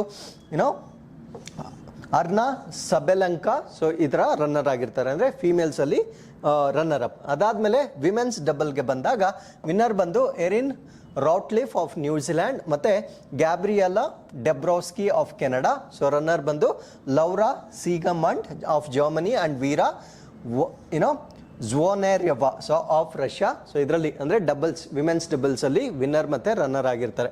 ಸೊ ಮೆನ್ಸ್ ಡಬಲ್ಸ್ ಬಂದಾಗ ವಿನ್ನರ್ ಬಂದು ಜೋ ಸ್ಯಾಲಿಸ್ಬರಿ ಮತ್ತು Rajeev Ram of USA. Runners ಬಂದು Rohan Bopanna of India and Matthew Ebden of Australia ಇವರು ರನ್ನರ್ ಆಗಿರ್ತಾರೆ. ಸೊ ಅದಾದಮೇಲೆ ಮಿಕ್ಸ್ಡ್ ಡಬಲ್ಸ್ ಬಂದಾಗ ವಿನ್ನರ್ಸ್ ಬಂದು ಅನ್ನಾ ಡೆನಿಲಿನಾ ಆಫ್ ಕಜಕಿಸ್ತಾನ್ ಮತ್ತು ಹ್ಯಾಲಿವೋರಾ ಆಫ್ ಫಿನ್ಲ್ಯಾಂಡ್. ಮತ್ತು ರನ್ನರ್ ಬಂದಾಗ ಜೆಸ್ಸಿಕಾ ಪೆಗ್ಯುಲಾ ಆಫ್ USA ಮತ್ತು Austin Krajicek of USA. So ಇವರು ರನ್ನರ್ ಆಗಿರ್ತಾರೆ. ಸೊ ಇಲ್ಲಿಗೆ ಇವತ್ತಿನ ಎಲ್ಲ ಪ್ರಚಲಿತ ಘಟನೆಗಳು ಕಂಪ್ಲೀಟ್ ಆಗಿರುತ್ತೆ. So with this we have come to inquest challenge number 551. So you can just pause the video here, go through the questions and give us the answer. So this is question number 1 and this is question number 2. So you can just read the question and give us the answers.